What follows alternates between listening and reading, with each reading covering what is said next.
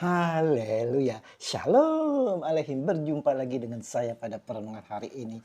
Tanggal 10 Januari 2023. Saudaraku yang terkasih, di pagi yang cerah ini saudara, sudahkah kita mengucap syukur di dalam doa dan memberi senyuman dan sapaan kepada saudara-saudara kita? Mari kita awali perenungan pagi hari ini dengan tanda kemenangan kita.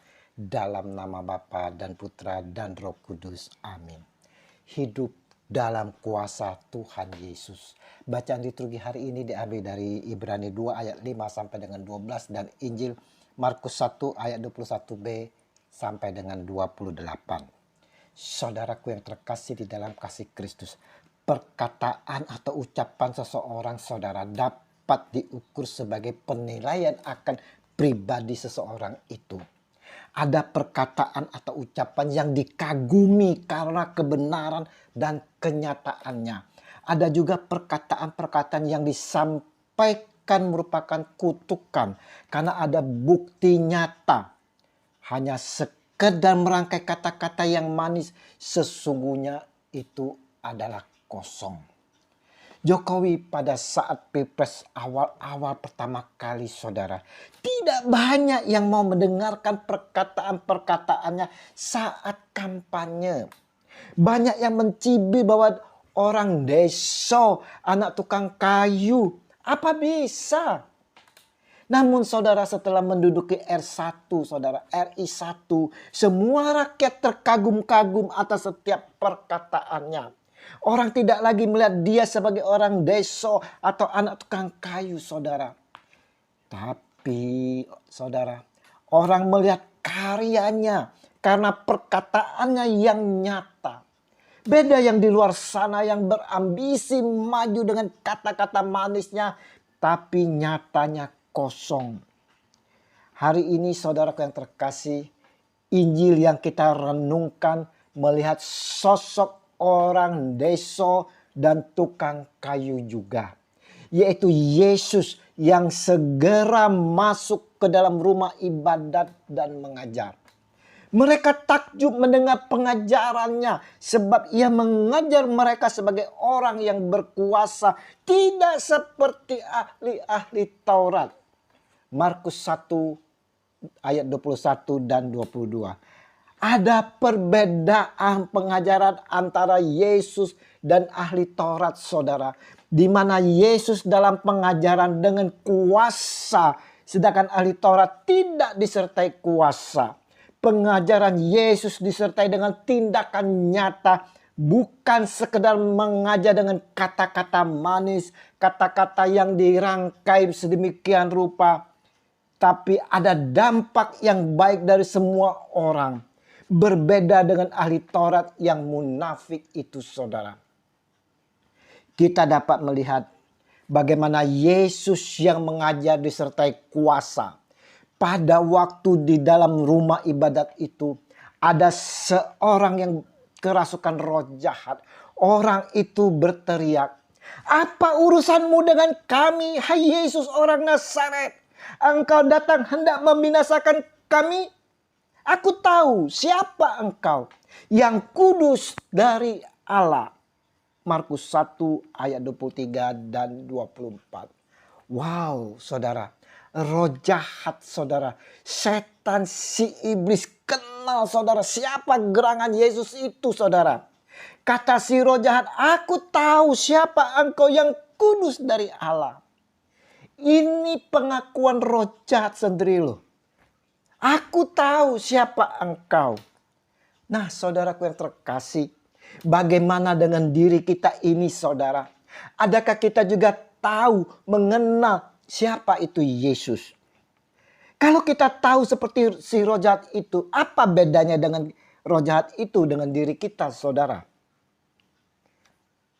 Ada respon Yesus atas ketahuan roh jahat akan dirinya.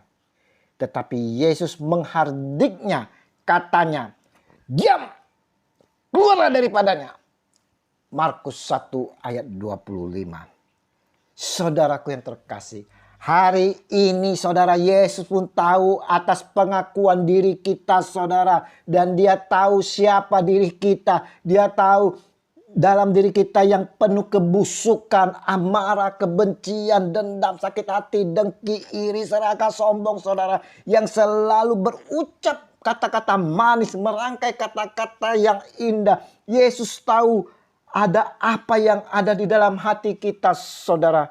Maka saudara yang terkasih, hari ini Yesus pun menghardik yang ada di dalam kita yang mengakui akan dirinya. Diam! Keluarlah daripadanya. Hati-hati. Hati-hati saudaraku yang terkasih. Yesus tahu siapa kita, saudara. Yesus tak mau menerima pengakuan atas pengenalan atau tahu dari diri kita akan dirinya, di mana masih ada semuanya itu, saudara. Selagi ada roh jahat dalam diri kita, Yesus tak berkenan. Dan Yesus dengan kuasanya mau menghadik dan mengusir itu semua, saudara. Yesus bukan saja mau mengajarkan kita begitu saja, saudara. Berucap, menyampaikan kata-kata manis saja seperti ahli Taurat. Yesus pun mengajar kita dengan memberi teladan, di mana keteladanan yang dapat kita ikuti sebagai pengikutnya adalah hidup dalam kebenaran, jujur, penuh kerendahan hati, lemah lembut yang penuh kasih. Dan ini telah dilakukan olehnya dan telah dilihat serta dirasakan oleh orang banyak.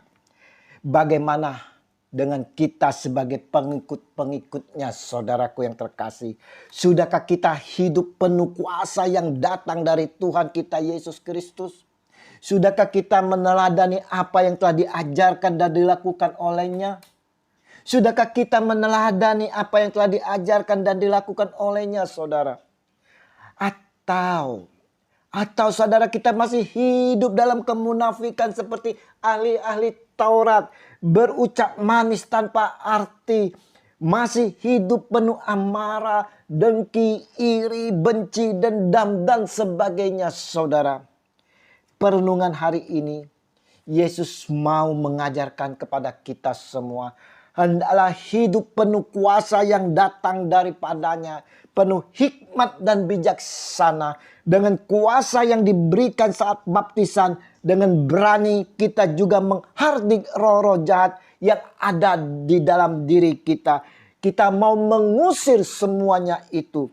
Diam, keluarlah dari dalam diriku. Mari saudara-saudaraku yang terkasih, kita mau hidup penuh kuasa dari Yesus.